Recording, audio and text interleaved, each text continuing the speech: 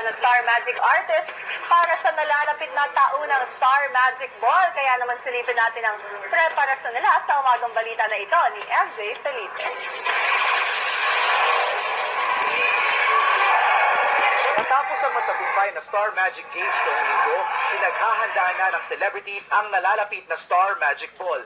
Isang gabing pagtitipon ng mga bituin, suot ang mga naggagandahang suits at gowns. Pinaghahandaan mo na rin ba ang Star Magic Ball? Medyo magsa-start ang diet plan na sana yung may ina-achieve kasi ako sana ma-achieve ko siya. So, Pero nakapag-fit ka na. hindi pa, pero nag-iisip na ako kung anong design, kung anong outlook ng gown. Gaya ni Julia, puspusa na rin ang paghahanda ni Catherine Bernardo at Daniel Padilla. Kakagate mo ba sa gabing yan ay si Catherine? Kung pwede po, okay lang. Masaya po ako.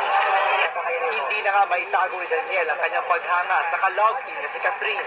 Sa August issue ng Star Studio Magazine, inamin ng Batang Padilla na ayaw niyang maging plastic sa kanyang nararamdaman sa dalaga. Kinuwento rin niya ang istorya sa likod ng kanyang mala Justin Bieber na buhok. Nasanay si Daniel na nakataas ang kanyang buhok noon, pero dahil hindi ito nagustuhan ni Catherine, pinaba niya ito. Binahagi rin ng mga magulang ni Daniel na sina Carla Estrada at Romel Padilla ang growing up years ng batang aktor. MJ Felipe para sa Umagang Balita.